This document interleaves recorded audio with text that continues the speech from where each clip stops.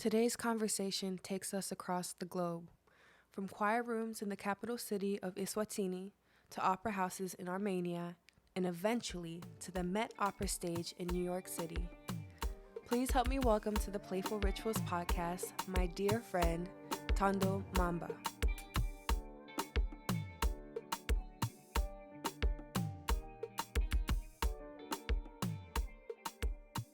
So I'm from Swaziland, also known as Eswatini.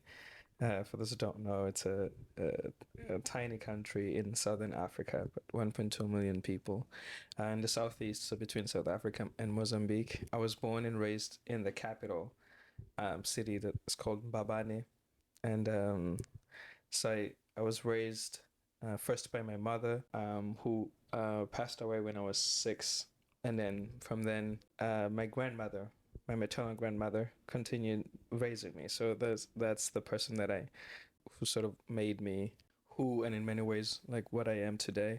And so that's why I grew up. I grew up at grandma's house. I was in many ways what you would call a grandma's boy. As far as I grew up in a household so I was surrounded by cousins. My I had my younger brother as well until he passed away in 2007. And so um for all my life, really, I was surrounded by cousins and aunts and uncles, and then my grandmother. I didn't know my father's side of the family at all. In fact, I didn't know what my father looked like because he was gone by. I was still pretty young. I think the last time I saw him was at my mother's funeral, actually, when I was 6, and I wouldn't see him again until I was in grade 6. But yeah, I was raised by my grandmother until I finished high school, and I did all my schooling in Babane. I never had to commute to school. I always walked. It was a 15-minute walk. So I kind of what I think of it, my entire life was in that community. It's called Msunduza or some Kababa. Church was just a 5-7 minute walk, walking distance to school. So I'm very much a product of that beautiful, complicated environment and family. So that's until I left for Armenia in 2014. I'd been to Johannesburg one time to visit my uncle. That was really it. Yeah, I grew up in that household, cousins, uncles, aunts, some of them coming and going, but my grandmother was the not only the common denominator, but she was the Like the the matriarch. presence. She was the consistent presence in my life, and she was the matriarch. She was the provider. She provided for me. She loved me. She made sure I was happy, that I was fed, I was clothed. She was my biggest supporter and disciplinarian. Yeah, everything. She was also my entertainment, because for a long time we didn't even have electricity until she retired, but we had the radio. She loved listening to the radio 24/7, and so I'd listen to the radio with her. And she also was a radio herself, because she had so many stories and they're so entertaining from like her childhood. I would just sit there and listen for hours. I must say that some of them I couldn't be certain of the veracity, but They were a little fictional, perhaps. sometimes it just felt a little bit too good to be true. But she would say I wasn't. I wasn't there. I can't say for sure. Whether it happened or not, and I knew better than to even raise that issue, which unfortunately some of my cousins, I guess, were not too wise to that fact, and so sometimes I'd question it, and that would not end well. Well, were you there? Do you? The answer is no. You weren't there. She was the only one who was there in the story, right? So, but I think about more than entertainment from her stories, I drew a lot of inspiration for just the sheer amount of sacrifice, mostly for others, for her parents, for the husband for her children and now for her grandchildren she was raising. And so it was nice to sometimes just sit and listen to the stories of back when life was just about herself, when she was the center of her own universe, because that didn't Yeah. unfortunately it didn't last very long. But when she was younger, when she was a kid going to school, riding her horse and being with friends and caroling the cattle and this and that, or being sent by her stepfather to go buy tobacco at at the shop, and having to fight the boys on the way there to stick fighting was like the norm at the time. And of course she would always win, and even though she Of would course. pick out the biggest one because she wanted to prove a point, and she'd always make light work, boom boom boom boom boom, done. But I enjoyed those stories very much because I just enjoyed picturing her in that sense where she could be what it seemed like her full self, and not so much just the ever present pressure of being the protector, the provider for everyone else in her life. Yeah. It definitely sounds like she was a natural born storyteller. Oh yeah. For sure. That she was. If I ever become a good storyteller myself, I will I will have to credit that ability to her. We'll credit Gogo. Yeah, I will credit Gogo for sure. Yeah. Yeah. So you have your grandmother who is a natural storyteller, and you have her keen ear, this idea that she has the radio that she loves listening to. Yeah. Do you think that that's what kind of created your love for music, or what brought you to music in the first place? I think definitely the radio. I loved singing along to the music. I even knew when the programs would come on, like when there was the country music program. There was love songs, jazz. Jazz was always Sunday afternoons. Sunday morning was classical music, and I remember being just absolutely intrigued by that sound. It was mostly that was the one that and jazz was mostly instrumental music. So not so much opera, but symphonic works and string quartets and piano. I just loved music, and I loved singing along and should sing along. I remember one time we played like the oldies, 60s, like soul music, and she was like, to this day I remember the song "When a Man Loves a Woman" by Precious Sledge, and she was like, "That's my song." It came on one time, and she was like, "This is how you and this is how your grandfather and I would dance," and then her and I danced that song. That's one of the most tender memories that I have. So it was a combination of the radio and then church. Church sang a lot, and everyone sang at church. There was no designated praise team or choir, so everyone would sing along, and so I loved singing at church too. So that when I got to high school, when I had to do an extracurricular activity, it almost became automatic that I joined the choir. And luckily for me, that was the first time the choral music program was introduced to my high school, Gapoi's high school, and so I was a shoe-in, I was a tenor. My friends were in the choir, so that's really when performing began for me. Up to the point I'd never performed until, except Westlife was also a big group at the time. Westlife. Yeah, Westlife. I'm not sure where they're from, but I want to say they're from Ireland. They did like love song, before like boy bands were, I guess, were super pop. But they did a lot of like, obviously love songs, and there was an era in which people wrote songbooks, and it was always like the girls in our class, because they had beautiful handwritings and write like songbooks. And I remember one time I stole someone's songbook because I didn't know the lyrics, and so I went home. I copied all the lyrics myself. So one time at Christmas, my cousins and we used remote controllers and spoons and performed like Westlife songs, and like covers, just like sort of singing along. Performing for an audience wasn't until high school when I was doing the choral music as an extra curricular activity, and that's sort of when I got introduced to classical music, the practice of classical music and the art form itself, and then eventually opera in particular. And my grandmother loved that, and she never got to see me perform. And she always wanted to see me perform. But my friend and I, some people, we started a sort of a duo that would go perform at weddings and corporate events and such. I think we performed for her once because we'd go always go rehearse at Simpua's place. But one time he came to my house and I think we sang a song or two. We didn't have the sound system because we used backing tracks. We didn't have the sound system at home, which made it harder. But she always said she wanted to come to like one of my performances. She could have seen that, but if she's somewhere that if she can, she has access to what's happening in this world from wherever she is. I trust that she's like seeing it and listening to it every night that I perform. But that's really when I got into music and that love for music, because there were no musicians in my family on either side.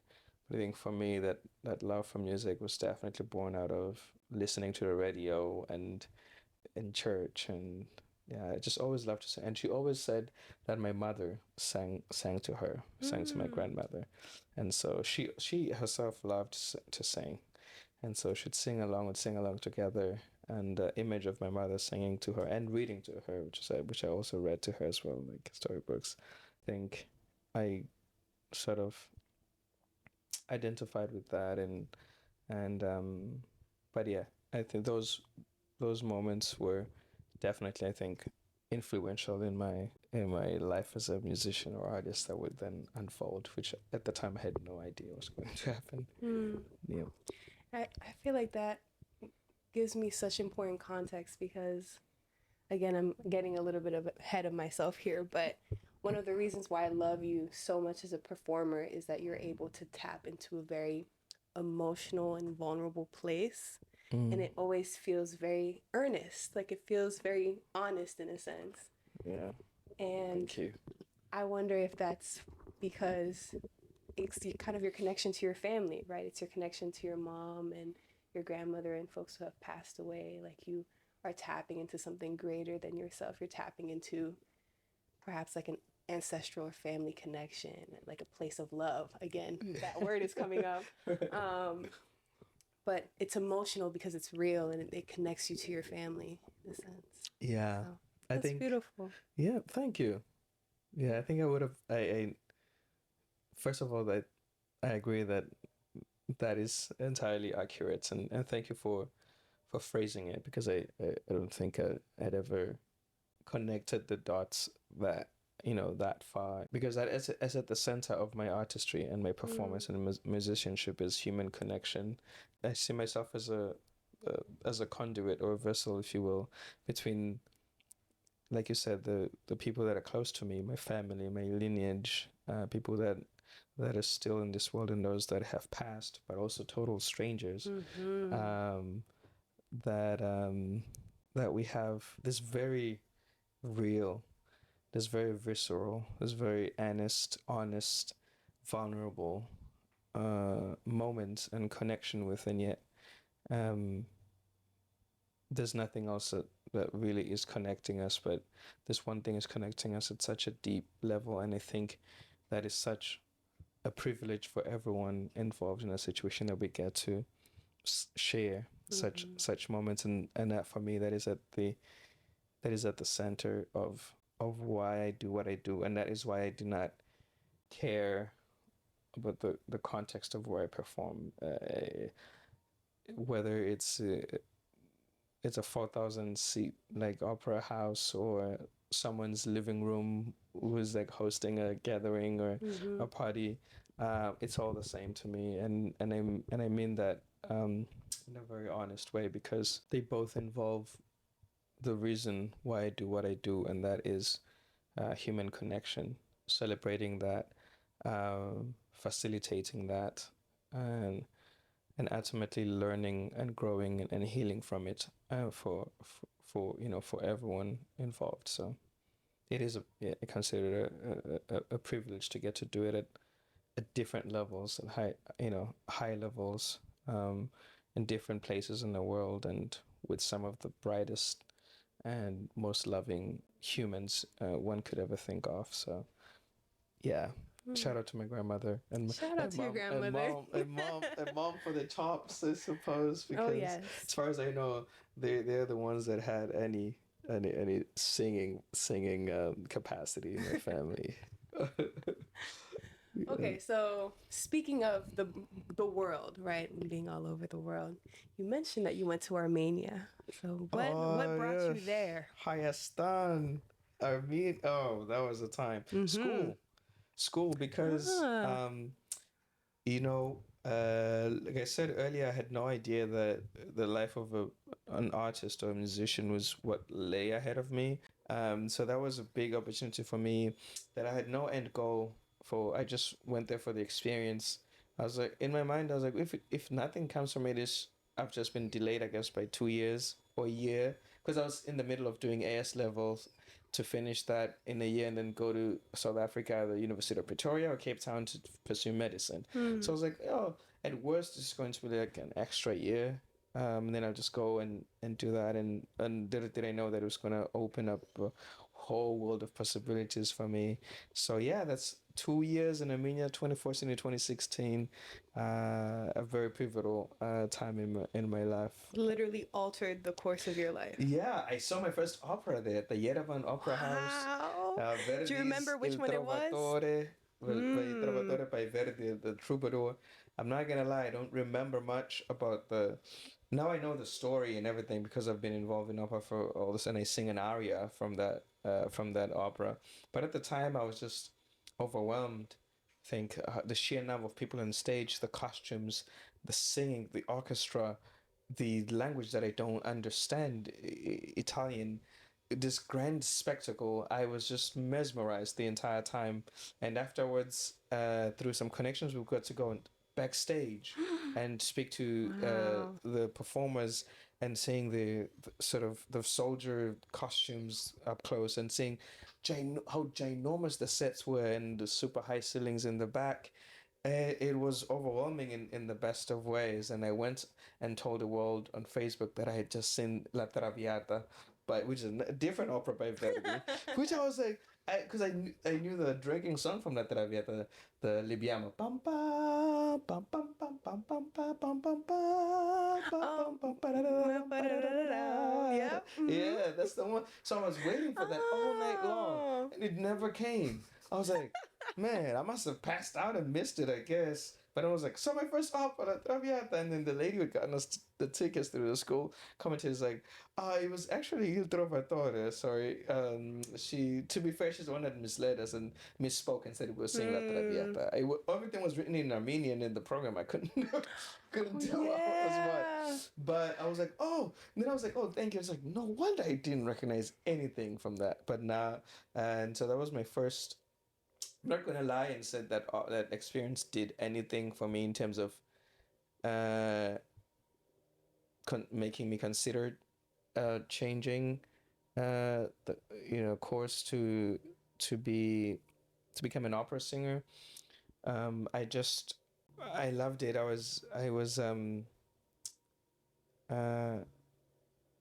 I was changed by that experience, but in a way that I was not aware of at the time. And so going to Duke after that, I still was going there for biochemistry pre-med with the aim of going to medical school at that point. Mm-hmm. Um, but that was my first opera that I saw produced, and it was just a grand spectacle. And I also realized, my goodness, these are very long.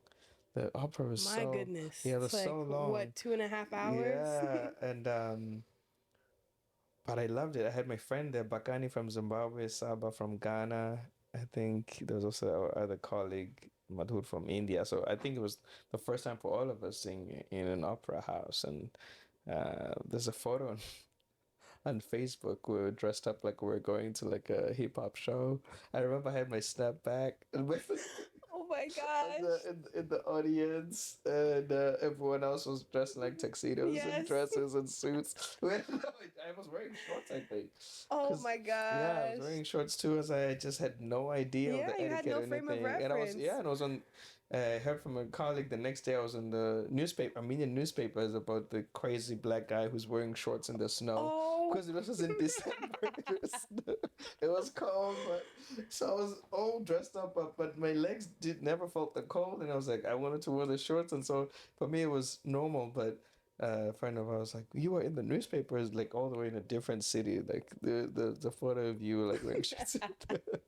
We need to find that We need article. to find that We need to article, find exactly. that. Yeah. Oh Because my I'm curious. gosh. I'm curious to know what they say. Yes. But yeah, so Armenia was a time of many firsts for me. Time of many firsts. A time that really changed my life. To put it simply.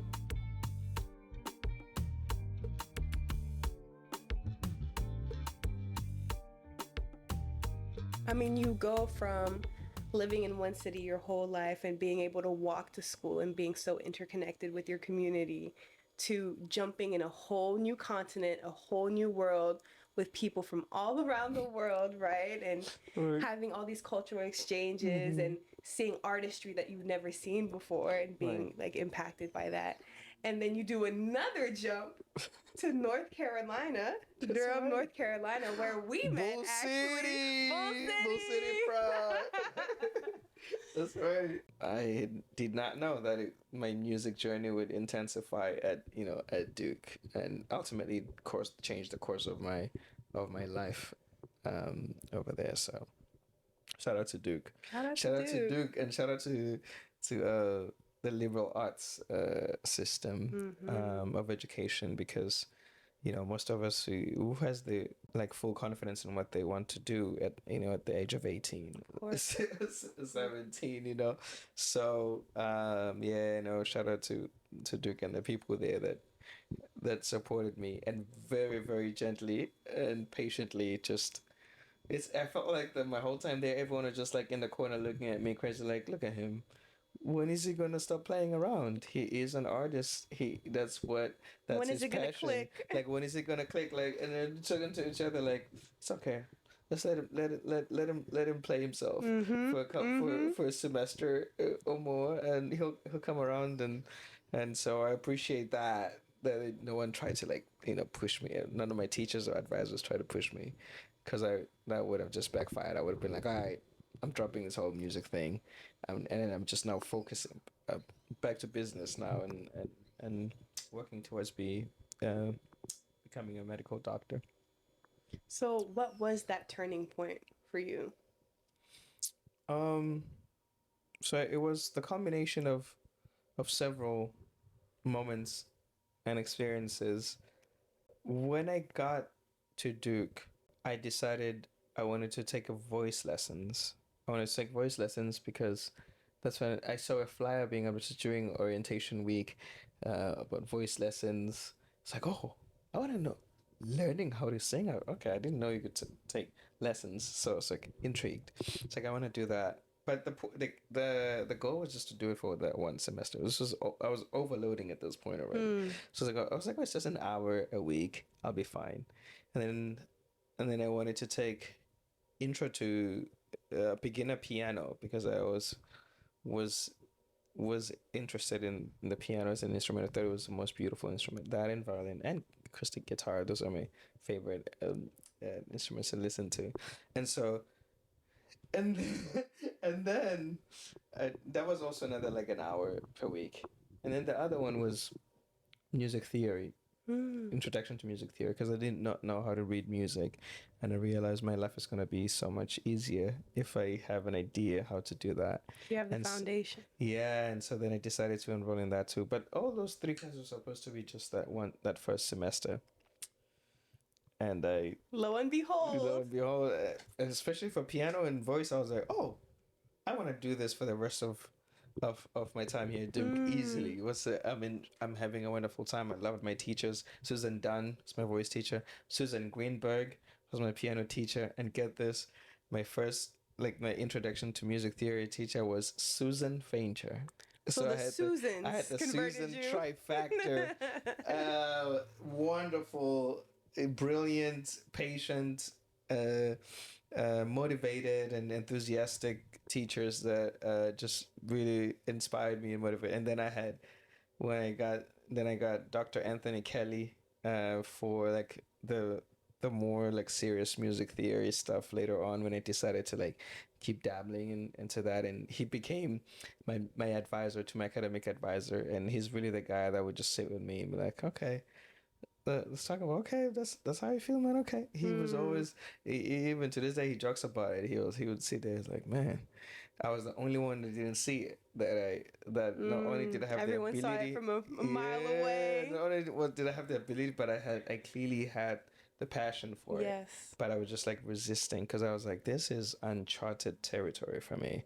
I was like, I've my whole life I've pictured myself become a doctor, start working, get a house, get a wife, start a family, move my grandmother, and like all this, I had since a kid, I had these benchmarks that I thought life was about, that I had to meet, and that those were the markers of success that and so then now opera sing, what is that even, what does one even do, like what um never mind that it makes me feel alive and I love it, and I think it's wonderful in all the ways, but I had a village, a duke that just was very patient with me and supported me through anything, and just trusted that life would course correct for itself, um, for me, and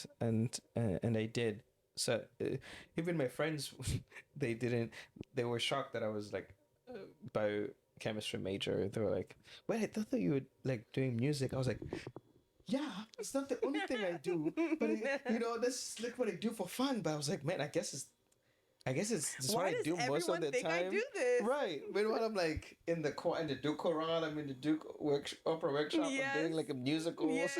And like I'm doing a man the African chorus. I was like, oh. And later on, I was like, oh, that's what they made. Like my life was just music. Not interested in any other clubs or nothing like that because I had no time.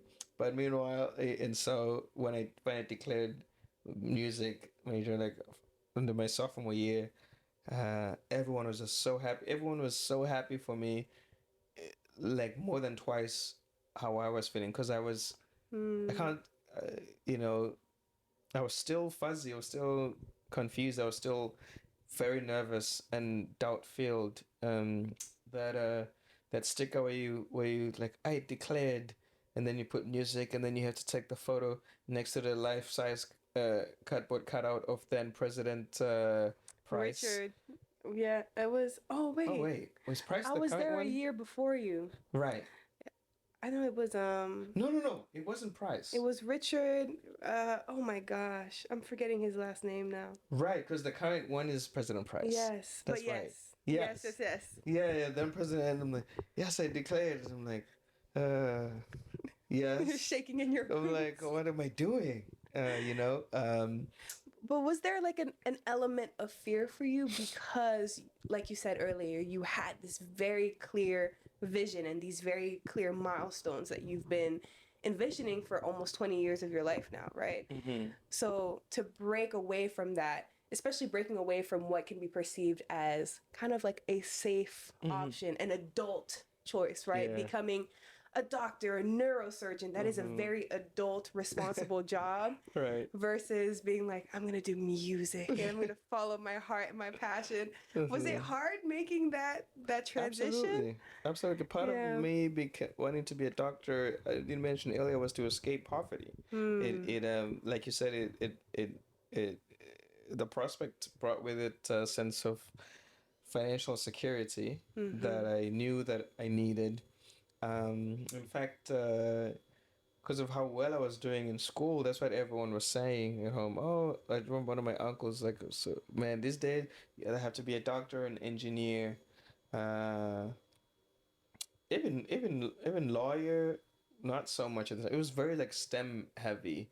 It was hard to move away and feel like I was giving up that sense of security, and like you said, that's what a being an adult means. That's what growing up means.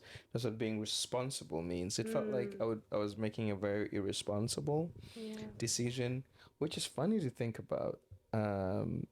Because now that I'm living this life and doing this, you realize that it being an artist very very much is a it's a serious decision. It's a serious Mm-hmm. career. It's a serious job. It's a very adult decision. It's everything that all the other things are except secure in terms of financial security, Mm. which by virtue of the world that we live in, that alone makes it a reckless decision, right? Like Mm. a very risky, almost irresponsible choice. And at the time, I was like, I felt, I was like my family kind of looking to me to sort of be the person that attains this, level of success, and in terms of financial success and everything. And status is also a Mm. factor. Everyone is talking, was calling me doctor already, or there's going to be a doctor in the family. This, sort of all this pressure that I felt like was going to be letting them down. Yeah. And I really couldn't have anyone to talk about, uh, other than my advisors, who, of course, um, could only understand so much of the other part that's mostly like family or background related, if any, in our discussions. Everyone always makes the jokes of like, oh, African parents or Indian parents or this and that, this and that. But it's really, it's true for what I've come to find Yeah. out, especially from my colleagues. It's true for cultures everywhere. Mm. And it's mostly, how parents and families handle that, and differs in the right ways and wrong ways to do it. But I think it all comes, especially when, family status is not the leading reason. It also comes from a place of concern for their child, Of and seeing course. how difficult it is not to be financially secure, as an adult, like in this world, etc. But I always said, and I still do, that for me, it's like, I don't know if it doesn't even feel right saying this in terms of like finding like a silver lining, but I never had that pressure because I didn't have parents to pressure me Mm. into becoming one thing or the other. Um, what I had were expectations Yeah. from like relatives and family, and but the pressure was mostly just from myself, and that expect and it was very much was informed and influenced by those expectations, but those were not, tangible pressure, that in terms of conversations like, you can't be this, or, you have to do this, you have to do that, because like I said, my parents were not around. By that time, my grandmother had passed away, and I know she would have been happy, just to see me happy, and Mm. she would have been proud of me. So in fact, I think she would have been more proud of me as an artist than a doctor. I think. Yeah. So so I had that going for me, um, and so that helped me in that the only pushback that was happening to this very natural course of my life was gravitating towards music. It was all because of me and my thoughts Mm. and my feelings. There were no other outside voices influencing that and pushing back against it, which unfortunately isn't the case for many people that I know or friends that I have. They do have. In fact, I was doing a show in New York, not last May, but the May before. No, it was last May, and she's nearing her 40s now, in her 40s now, and her parents still won't talk to her that much because Mm. she decided to pursue music. Very talented and kind Indian lady.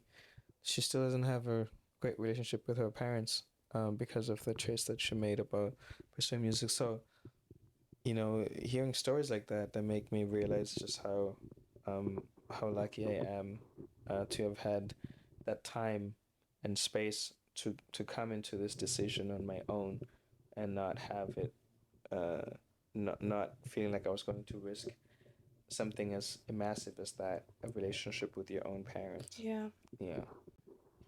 I also see the way that you really light up when you do music too. Like you can tell that it is that calling, that eternal flame as you describe it. Yeah. Because one of my favorite Duke memories is seeing you perform in the Amanda chorus. Oh. And yeah. you were so humble and sneaky when you invited me. Like, you were like, yeah, like, I'm just performing with this group, you know. It's just going to be a chill thing, come through.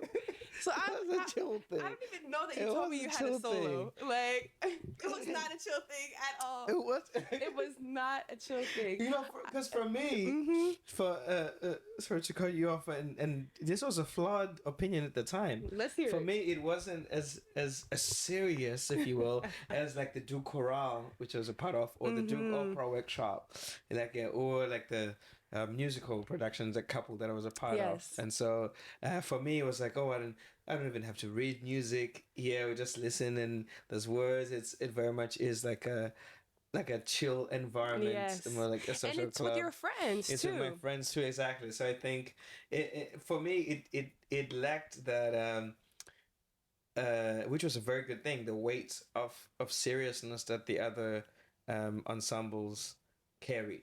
I get that, but what felt serious to me was the level of talent that I wasn't aware of before that moment. Because again, I'm coming thinking it's like a chill, you know, just a beautiful choral moment all together. Right. And you sang, you had a solo. I'm trying to remember what it was. It wasn't. Is it a Simbonanga? I sing Oh, you made me sing that until I was tired. I've been singing it for years. And you know what? Thank God they did, because I was bawling my eyes out. I already told you the whole story. Like, I have a very personal connection to that song, but hearing like the harmonies and like hearing this chorus of voices climbing together and hearing your voice kind of break through and be so, again, earnest and honest. Like those are the words that I would use to describe your voice. It just breaks through in a way that I just, from that, the first moment I heard your solo, I just broke down crying. Oh my God. And it started this very unfortunate trend that every time I go see you perform, whether it's, you know, La Noche de Figaro or, you know, it's one of the more intimate concerts, at least one song is going to make me bust out into tears every single time. And it started at that moment. So, oh my gosh, no, like well, that. Tears are good. Tears, right? they were beautiful. I mean, like, I was so moved. Yeah, I was so moved special. by Thank you. The beauty of that moment. No, thank you. Yeah, that's another thing that ensemble was very freeing. I could just be there and just perform and connect to the music and connect to the people and not worry about having to do things the right way. Sing is it my technique in the right spot, and is my diction good, because we were singing African music, with songs in Zulu or Siswati or Xhosa, or you know, a language or music from Cote d'Ivoire or Nigeria or Ghana. We had our addiction coaches were one of us bringing the song. So I think it was very freeing in that way. I could just open and just let it and be free. And it was a very special group of people. Those are my friends. We had so much fun. That was And you could tell that there was a chemistry there too. Like I don't know how you focused in rehearsal, because even getting on stage, you guys were laughing together, sharing knowing glances. So that's kind of the vibe that we all expected from the performance. And then you actually begin singing, and it was one of the most beautiful moments I experienced in my time there. I was struggling, but we had the strong hands of man, they're both gonna be doctors now, if not already doctors. But Chini from Nigeria, and we had Auntie Margaret Dako. Oh, you know we love Ghana. Margaret in this house. Those were our co-presidents. So you know they put they knew when to get serious and when we could play around. And the second year I was made music director too, which I was like, I don't know what I'm doing, y'all. You know, I don't know what I'm doing. But there was a special time. Yeah. And to get to share parts of our heritage and our culture with the broader Duke and Durham community. Shoot, we even went to Yale to perform twice, I guess. Wow. And we sang on the subway one time on our way to Yale one time. That was a highlight at the time. And but yeah, Mandla was special. It was special. It's one of those ensembles and experiences that kept me grounded, but also helped me maintain my joy in music and singing. Because once I started doing music theory, the higher level, more serious voice lessons, there were good and bad days. I was very frustrated. I felt there were many moments where I felt inadequate. I was way out of my depth, which was very, very strange for me. And Duke already with the imposter syndrome and feeling like everyone is better than you in every class you're in, it didn't help. And so I was like, there were many times I was like, what's the point of doing this thing? Yes, I love it, but I suck at it, so why keep doing it? So Amandla was one of those experiences where environments where it helped keep the joy for me in terms of music and singing. So Yeah. I'll forever be grateful to the Duke Amandala. The Duke Amanda African chorus. Yes. Shout out to Chini and Margaret. Yes, shout out to Chini Our Nigerian and Auntie. Ghanaian queens. And Auntie, that's right. Hey, That's right. You're in the year below us, so Ghana, your aunties, okay. yes. No, I don't know why I just call Margaret Auntie. And she'd be like, Auntie, Uncle. She called me Uncle and I called her Auntie. Yeah. And being in a class and working on your foundations and focusing on the technique is a very individual experience, right? Like it's one-on-one, you with the instructor versus this very interconnected community of people that you're having this shared experience with, right? Like you're not only singing together, but you're all students. You're all navigating this campus and this world, this new world together. Yeah. So yeah, you could feel that there was this deep, beautiful camaraderie. Yeah, and it was funny because it was interesting, not funny, but because I was the only music major there. For everyone else, it very much was just a moment of having fun. Yeah, which allowed me to have fun as well. Yeah, to have fun as well, as opposed to, it was the same. Duke Chorale and Duke Opera Theatre. Everyone was having fun, but like I said, they were like more serious. Like the professors are heading those, the rehearsals and everything. So yeah, it's definitely very very much by the book. But yeah, music theory was very very tough, and I remember that the first week of the second like level music theory, I definitely would have quit if Dr. Anthony wasn't a black man, because I was like the only black students in that class. Maybe that's a lie. I can't remember when Joshua was. Maybe one of two. I had no idea what was going on, and I felt like everyone else was getting it, and it was just me. And there's also that pressure when you're I think in the 261 I was the only black person in the class. There was also that, so I felt like it was a spotlight was on me.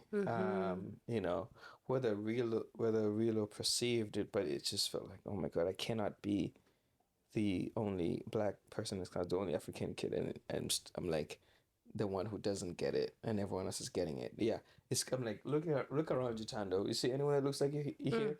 This is definitely not meant to be here. This is not meant. That's why everyone else is getting it, and you're not. Like, just like leave. But the professor, who was the expert in the room, looked like me, and so that helped not boost my confidence, but my hope that I could one day get it as well. And I think he could sense that he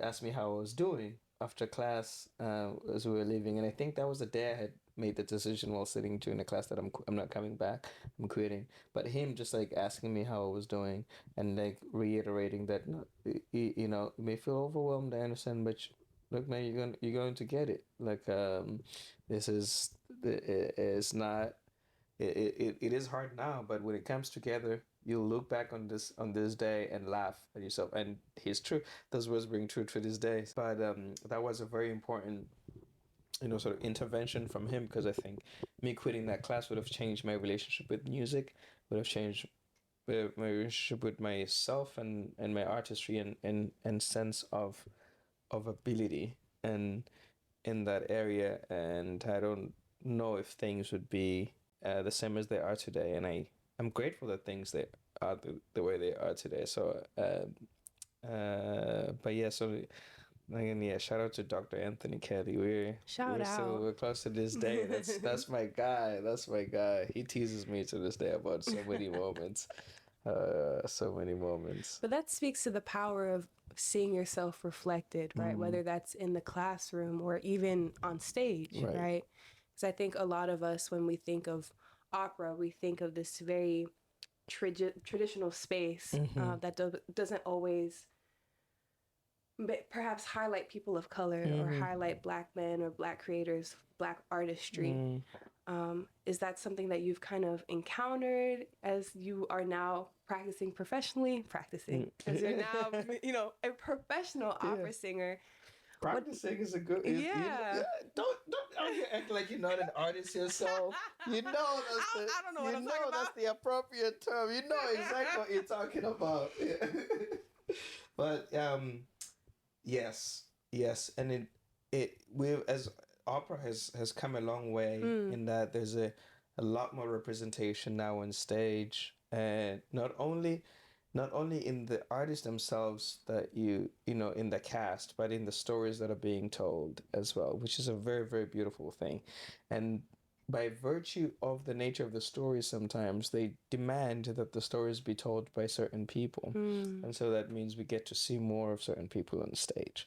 And then once the world has been exposed to those people through these specific stories, now it's like, that is an incredible artist. We need that artist in this other story. That's a traditional story. But, we all know that anyone can tell that story. Because that's what opera is. That's what stories are. It's suspension of belief moments. It's like very real stories that are told in very unreal ways sometimes. In terms of the we're supposed to fit 10 years in a space of 2 hours. So there's a lot of, it's like, why can't we suspend more and more of that belief? And so I do recognize and am grateful for the specific time in which I am making my way into more and more into the opera field, that it is a time that is opportune for someone like me, and for other people that look like me, previously grossly underrepresented artists and stories, because it is time in which the world is rightly and finally realizing that it's not a matter of embracing difference. It's not a matter of embracing different stories. The world needs different stories, because the world is made up of different stories, made up of different people. And so I do appreciate and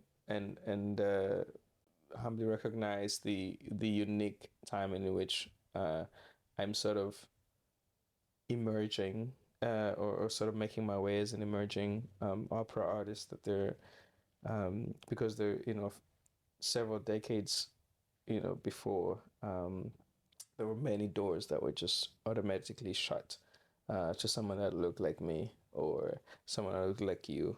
But thankfully, that's no longer the case. There's still a way to go. Obviously, still work to be done. And unfortunately, sometimes it feels like we take one step forward and 20 steps back. But, my teacher, one of my voice teachers, Kim Josephson, his favorite word is believe. You always have to believe. There's an invisible sign in his office that is very much visible that has the word believe in it. And so we have to, as a society, we have to keep believing and keep pushing forward and keep, because I think it's so crucial to be able to see yourself in others, especially as not only as an artist, but as just as a person. That's why representation matters. Matters a lot. Um, so I'm glad that that was another thing that sort of fell into place for me at Duke with my teacher, who then became my advisor, being a man that looks like me. So shout out to our educators who Shout out to the who go, educators. yeah, who go out of their You way need a big to shout out right educate now. to educate everybody. Mm-hmm. They change our lives. They see they see our thoughts even us without having to express them, and go out of their way to guide us back into the paths that we're destined to be on. So Mm.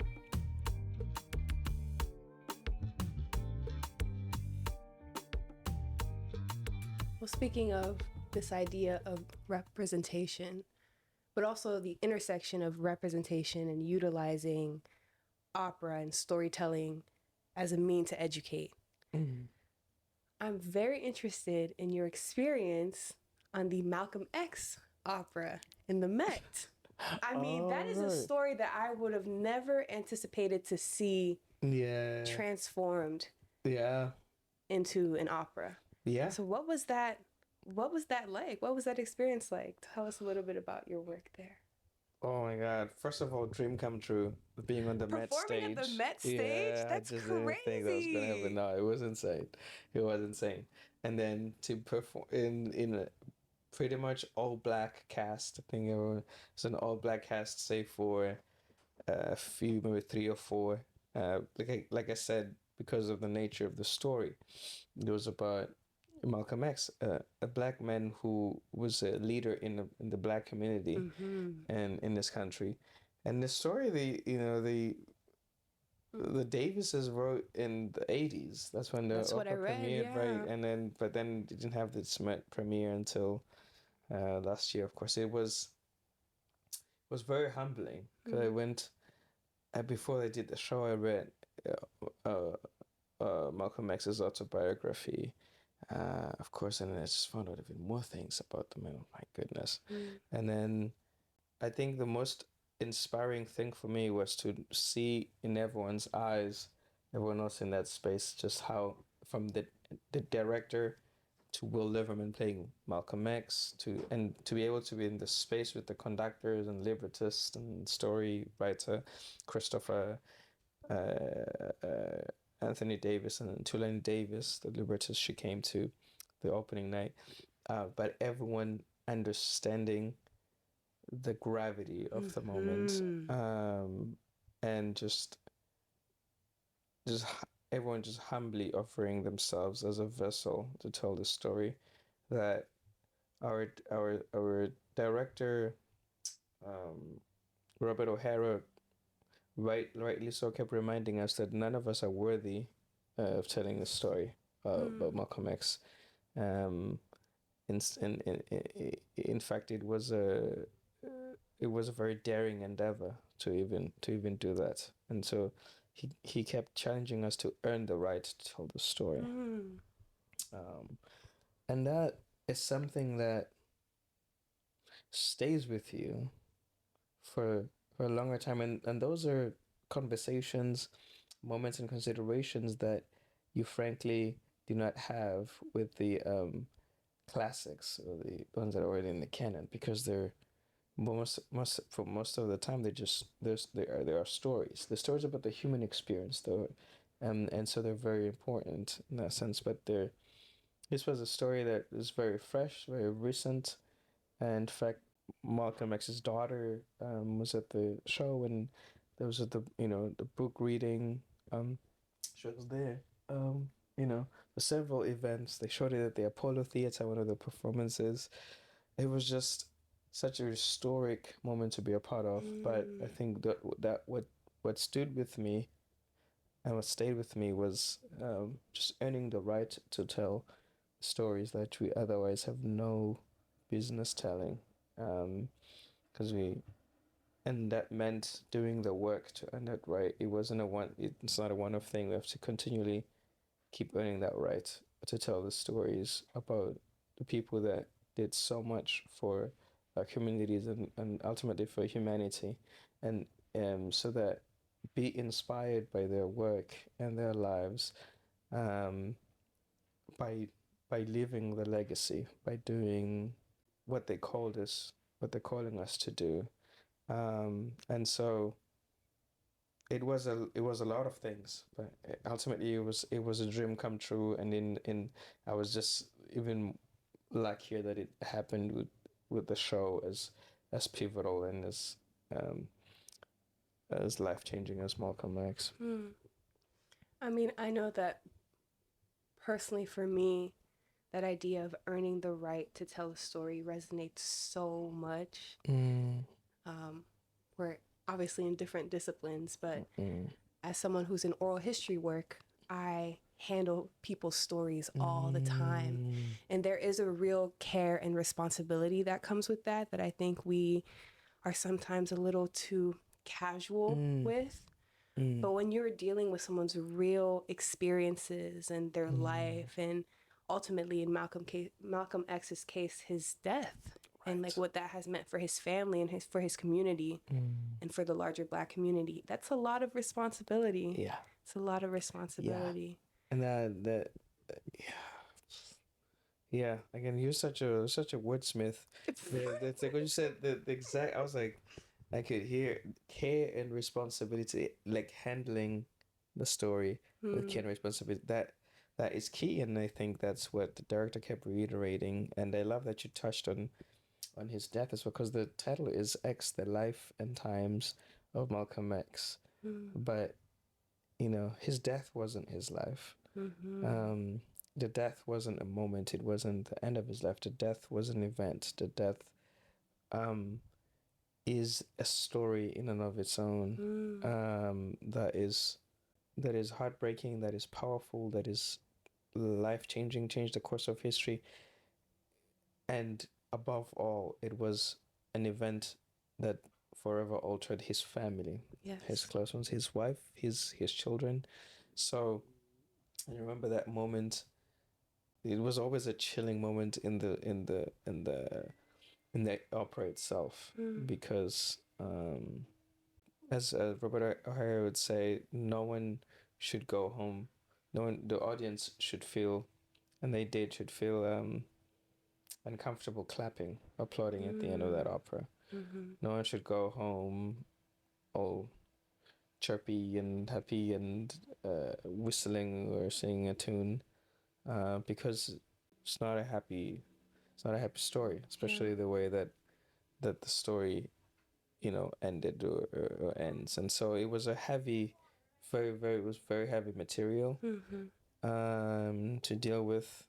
That's the work of an artist, I think, is to tell both the light-hearted comedies and that they go home, everybody's whistling, bum bum bum ba da da bum bum. Not that it's not that that story is a comedy. Goodness me, Rigolette is far from it. But that moment of that aria, of course, everyone, the audience is like, this fool, saying like how, you know, the irony of them saying that about women. Meanwhile, he is the one that's as fickle as the wind.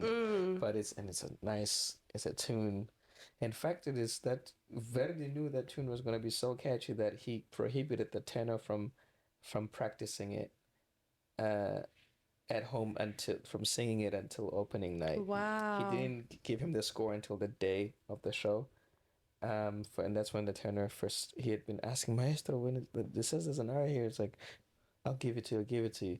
So everyone thought Freddie didn't compose it, but I think he knew just how catchy and amazing the melody was going to be, and then he gave it to the tenor the day off, and so, and the first performance, of course, the audience wanted an encore of that, and an encore again, and everyone, for weeks after then, in the streets, everyone was playing and singing that tune, bum bum bum ba da da. And to this day, we're sorry that To this day, it's that took still our catchy. conversation way, of course, but it was like this one that reminded me of that fact. In case you haven't noticed, Verdi is my favorite opera composer. Yeah. And Rigoletto is my favorite opera. Yeah. Well, there's something about storytelling in opera. It is so maddening to me. It really is something that gets you so invested. Yeah. Again, I feel like I keep bringing this up, but when you played Figaro, I think you like gave me a ride home afterwards, and I was like, oh my God, I wanted to fight this man the whole time. I mean, a bad decision after bad decision after bad decision. It's just maddening. But You told me that's the I remember power in that. it, right? Yeah. It gets you hooked, it gets you Yeah. invested. And it also gave me such an appreciation for how much opera is not just this technical musical talent, but it is acting, right? Oh Like my it is goodness. physical humor, and it is Yeah. the emotion and the facial expressions, right? And especially in this art form that's in a whole nother language, right? And these days we have the subtitles, so you can kind of follow the story better. But if you don't have the subtitles, all you can go off of is what the actor is giving you. Yes. And you give so much. So much. Like you are insanely funny on stage. Thank you. How do you prepare for something like that? Like what do you practice, I guess? We do have stagecraft and acting classes like in school. Like at UM, Dr. Jeffrey Bachman calls opera singers, he calls us singing actors because you have to, it says you're an actor that's singing or a singer that's acting because of how you look at it. Those two go hand in hand, and I love acting. I just the idea of using every part of our physicality to tell a story, not only the voice, because I think, right, that's how the saying goes: art imitates life, and I think when we communicate, when we live our lives from day to day, we use We're full bodied. we're full bodied creatures, and so it starts with the gestures. Like as we're talking right now, we're also using like body language, so gesturing hands. You're nodding your head right now. I'm like shrugging my shoulders as I'm talking. So these are the it's basically all of these things just bigger because on stage they have to be bigger in order to read in the audience. So that's the thing where something that for something to look subtle to an audience member, it has to be big on stage, it has to be big on the artist. So it's just magnifying those those gestures and then when it's comedy and comedy that's when it doesn't have to look, it doesn't look natural, it has to be even bigger because it has to be Theatrical. ridiculous, right? Theatrical. And so the acting portion is like one of my favorite things for me because that's when it allows me to be loose as well, to be confident and just have fun on stage. And for for for me to be able to do that, I have to be fully connected to the material in terms of both the music and the story and the words, but also to my cast members and the relationships that my character has with each of them, and just forget that the audience is there and just be my ridiculous self. And of course, that's the great thing about this art form is that each my figure is going to be different from the next guys, from yours, and so to bring in that unique like spice to your performance, and it helps boost my confidence too that no one can do my Figaro better than I can do my Figaro, and no one can do my friend Nick's Figaro better than he can. So I think, and then our stage directors, when we're staging their shows, they help us a lot in terms of they have their own ideas of what physicality needs to be in that character, and so they're guiding us to some of that stuff that you see on stage. It's something that they've specifically told us to do. For that moment to read in the way that ties a story together or propels a drama forward or communicates the creative ideas that they have about the character and the work as a whole. That's, I think, an example of what's at the heart of opera, which is collaboration, which is why one of the reasons I love this art form as much as I do, for these ideas coming together and sort of making out of it. Oh, the directors had to do this. It's like, okay, I'm gonna do that, and then I'm gonna put a little spin to it, see how much they like it, and then they're like, sometimes they're like, no, that did not work as well as you. I appreciate it, but we're gonna cut it. Or sometimes they're like, yes, that's genius, I love that, we're keeping that.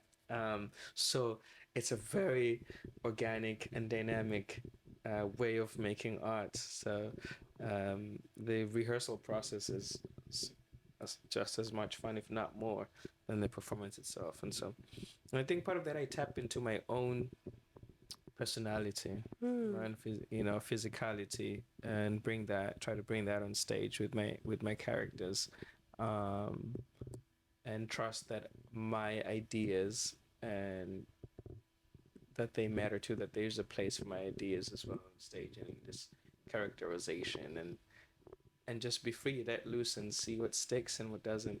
Because I'm in safe hands. I have an audience before I have an audience. In fact, I have an informed audience before I have an audience, in terms Mm. of my directors and the conductor, and my friends who are in the cast with them. Like, not so much. And so it's about trying, and keep pushing the envelope, and trying new things, and like, oh, I like how that felt in my body, and everyone loved it in the room. Okay, so we're keeping that.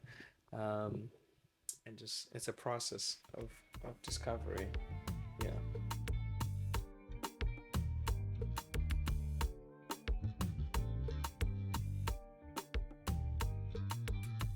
Thando, thank you so, so much for sitting with me and doing this. I feel like I learned so much from our conversation and have even deeper of an appreciation for this beautiful art form. As Thank you you. know, Thank you. the name of this podcast is Playful Rituals. Playful rituals. Playful I Rituals. can't get over that title. It's so beautiful. I love that. Right, I love it. I give all the credit to Bell Hooks. Yeah. She is Oh my phenomenal. God. The queen. Yes. The queen. But as our ritual on the podcast, I wanted to give you your physical and your metaphorical flowers. Oh my God. So- Flowers. Here is your bouquet Oh my of it's roses. Yeah, because you're an opera singer. I have to get you roses. Especially red roses. Deep red roses with the little, what is that called? The white, Oh, they smell great. don't know. The white in the middle. whatever those are I called. don't know. Whatever they're called, they're beautiful. Yes, I'm so glad you like them. Oh, they smell great. But I Thank wanted, you. of course. And this is my first podcast. This is my this is a Yes. many first for me. Thank you. Many, many firsts. And I also wanted to thank you. And not only are you a phenomenal artist, you are a phenomenal human being. You're a phenomenal friend. I've loved to have you in my life for the past 10 years. Like, you are one of my people, like my soul family. Mm-hmm. I've loved to watch you grow as an artist and watch you step even more into your confidence as you come on stage.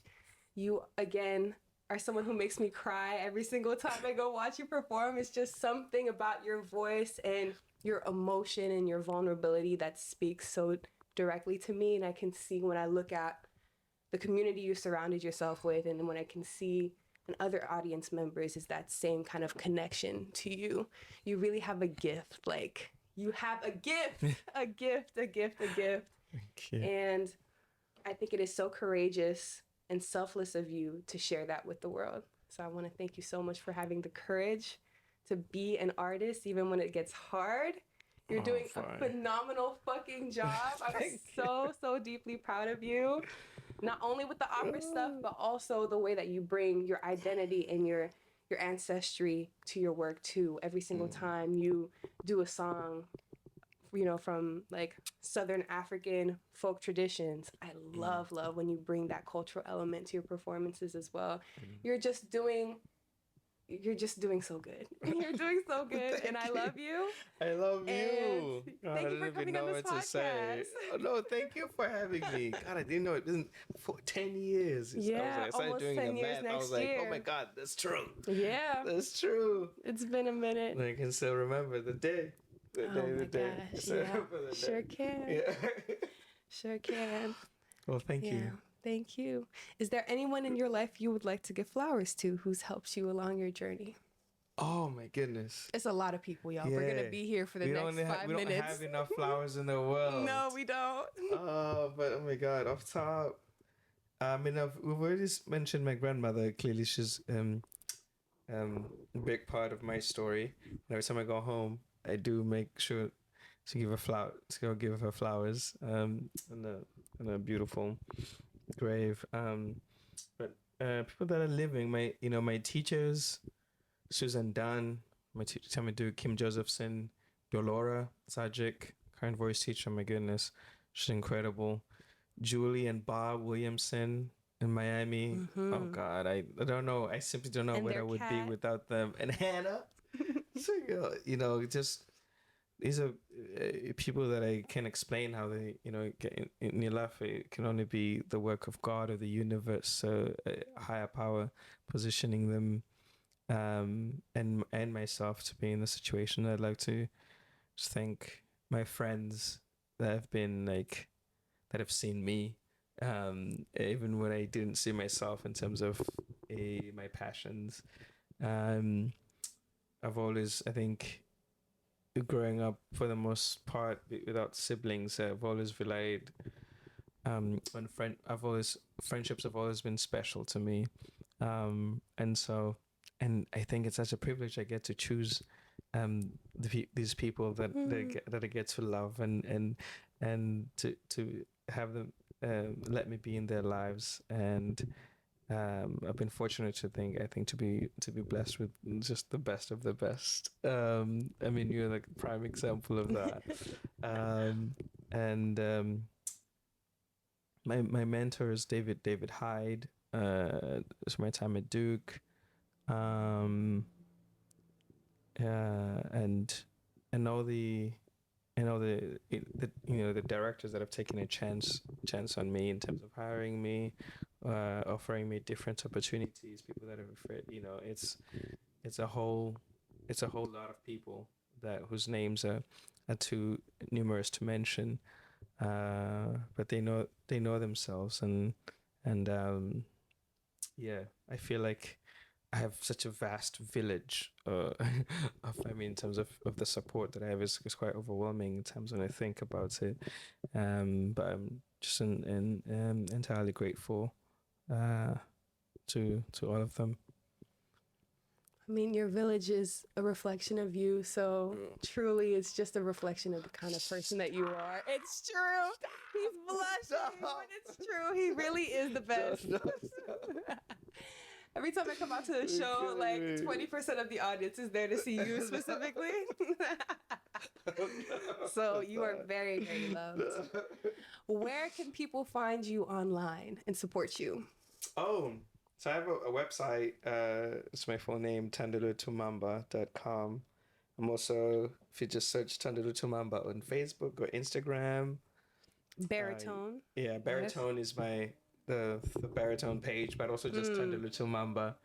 Or Instagram, it's underscore Tandulutumamba. Um, or if you just type in Tandulutumamba, you'll find two accounts. One is my personal one, which are being my artist being a person who's an artist, you'll find elements of my artistry there too. Of So you won't course. be missing out on anything really. And then the baritone one is it's just strictly content related to my work. And then I'm active on Facebook as well. So I don't have the TikTok yet, Not or the the TikTok. Twitter or the X, whatever it's called. I do have an account on X, but I don't really use it. Um, and yeah, so those on social media, those are Instagram, Facebook, and then the website. Which I try to update daily. That's where you'll find. But yeah, social media. Then you can also be informed of what I'm up to, just as a person outside of being outside the opera Yeah. stage. And I always love, as you know, I always love connecting with people. So um, you can connect there. Whatever, Whatever. whatever. All right. Right. All All right. right. Well, that's it. That's it. Bye.